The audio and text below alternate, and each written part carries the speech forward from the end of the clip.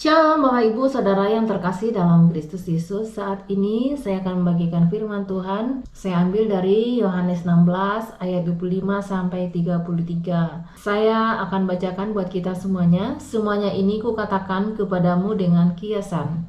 Akan tiba saatnya aku tidak lagi berkata-kata kepadamu dengan kiasan, tetapi terus terang memberitakan Bapa kepadamu. Pada hari itu kamu akan berdoa dalam namaku, dan tidak aku katakan kepadamu bahwa aku meminta bagimu kepada Bapa. Sebab Bapa sendiri mengasihi kamu, karena kamu telah mengasihi aku dan percaya bahwa aku datang dari Allah. Aku datang dari Bapa dan aku datang ke dalam dunia. Aku meninggalkan dunia pula dan pergi kepada Bapa. Ayat 29, kata murid-muridnya, lihat sekarang engkau terus terang berkata-kata dan engkau tidak memakai kiasan. Sekarang kami tahu bahwa engkau mengetahui segala sesuatu dan tidak perlu orang bertanya kepadamu, karena itu kami percaya bahwa engkau datang dari Allah. Di ayat 31, jawab Yesus kepada mereka, percayakah kamu sekarang? Lihat saatnya datang, bahkan sudah datang, bahwa kamu dicerai-beraikan masing-masing ke tempatnya sendiri, dan kamu meninggalkan aku seorang diri. Namun aku tidak seorang diri, sebab Bapa menyertai aku. Semuanya itu kukatakan kepadamu, supaya kamu beroleh damai sejahtera dalam aku. Dalam dunia kamu menderita penganiayaan, tetapi kuatkanlah hatimu, aku telah mengalahkan dunia. Saya mau membahasnya, semoga ini bisa menjadi berkat buat kita semua. Di sini saya melihat bahwa perkataan Tuhan sebenarnya tidak dimengerti oleh murid-muridnya, tetapi murid-muridnya merasa sudah mengerti apa maksud dari Tuhan Yesus. Seperti di ayat 25, semuanya ini kukatakan kepadamu dengan kiasan, akan tiba saatnya aku tidak lagi berkata-kata kepadamu dengan kiasan,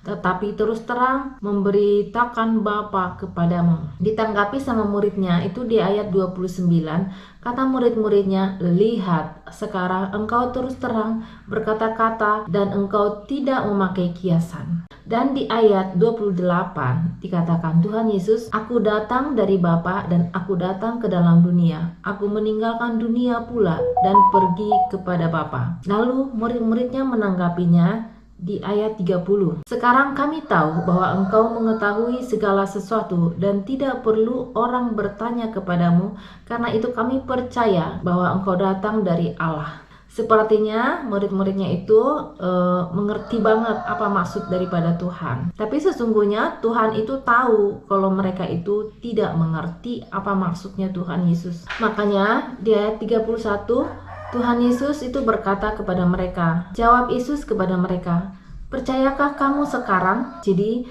sebenarnya ini Tuhan Yesus tidak membutuhkan jawaban dari murid-muridnya, tetapi Tuhan Yesus itu mengajak murid-muridnya itu untuk introspeksi diri. Benarkah kamu percaya seperti itu? Arti sebenarnya pertanyaannya itu. Saya mau membahas situasi seperti ini sering terjadi sama kita. Kita merasa sudah mengerti apa maksud daripada Tuhan di dalam kehidupan kita. Rencana Tuhan itu hal-hal yang indah akan terjadi. Tetapi kenyataannya hari yang akan datang, yang akan kita jalani tidak seperti yang kita pikirkan. Kita mengalami banyak kesulitan, akhirnya kita merasa bahwa kuasa Tuhan itu tidak ada.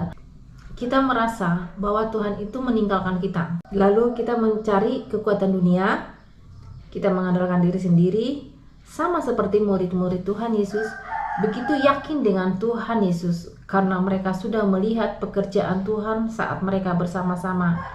Mereka banyak melihat mujizat terjadi, seperti orang buta bisa melihat, orang lumpuh bisa berjalan, dan yang lain lagi, seperti memberikan makan 5.000 orang. Itu hal-hal yang ajaib yang mereka boleh lihat saat mereka bersama-sama dengan Tuhan. Jadi murid-murid Tuhan Yesus ini punya kebanggaan tersendiri untuk mengikut Tuhan Yesus. Sama seperti kita, kalau kita mengikut bos yang hebat dipandang orang, kita merasa bangga jadi anak buahnya, bukan? Sini juga murid-murid Tuhan Yesus itu merasa bangga mengikut Tuhan Yesus, karena Tuhan Yesus itu punya keajaiban-keajaiban yang bisa dibuktikan di dalam kehidupan mereka. Tapi apa yang terjadi ketika Tuhan Yesus mengalami kesulitan?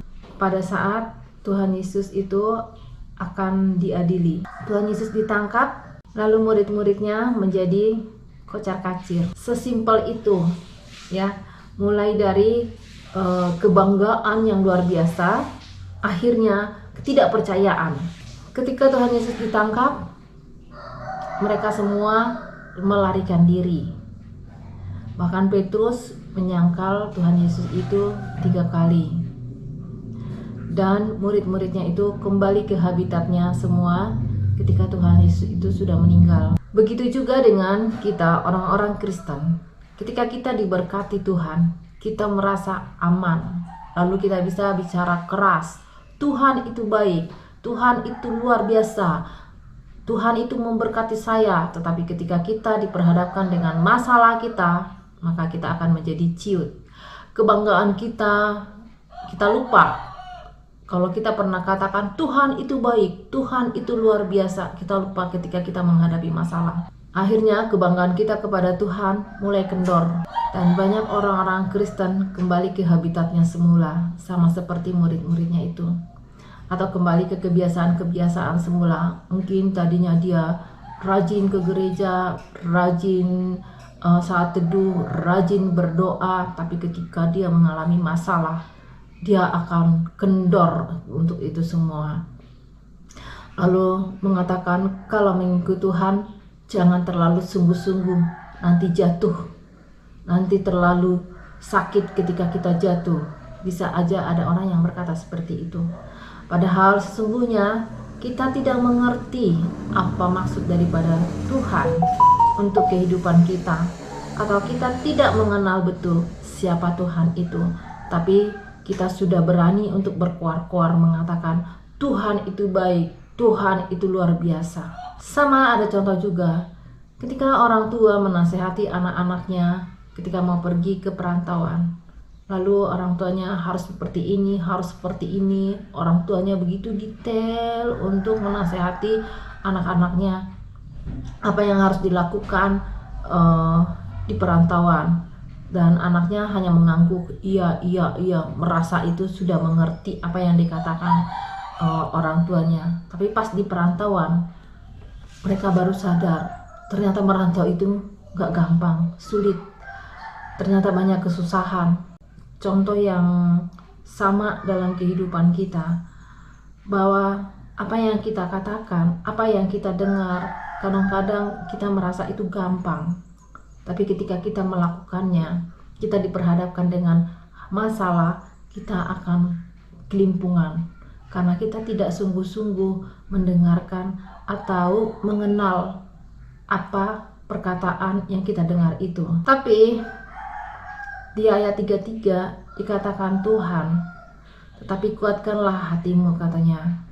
Ini yang menjadi ungkapan Tuhan bahwa walaupun kita menghadapi masalah yang besar, janganlah kita langsung jatuh atau menghindari kebiasaan-kebiasaan kita bersama-sama dengan Tuhan. Dikatakan Tuhan di sini, makanya ada perkataan kuatkanlah hatimu. Jadi ketika kita menghadapi masalah, jangan cepat-cepat juga merespon hal yang negatif. Jadi kita merespon hal yang positif sangat semangat, dan akhirnya pada saat kita untuk merespon hal yang negatif pun semangat. Tapi ketika kita menghadapi masalah itu, kita harus mengingat di ayat 33 dikatakan Tuhan di sini adalah semuanya itu kukatakan kepadamu supaya kamu beroleh damai sejahtera dalam aku. Dalam dunia kamu menderita penganiayaan, tetapi kuatkanlah hatimu, aku telah mengalahkan dunia. Tuhan Yesus sudah mengalahkan dunia, maka Dia juga mengajak kita untuk bisa mengalahkan dunia ini. Dengan cara kita, ketika kita menghadapi masalah, kita harus menguatkan diri. Semoga teman-temanku semua, saudara-saudaraku semua yang mendengarkan ini bisa menjadi kuat ketika menghadapi masalah. Mari kita berserah kepada Tuhan.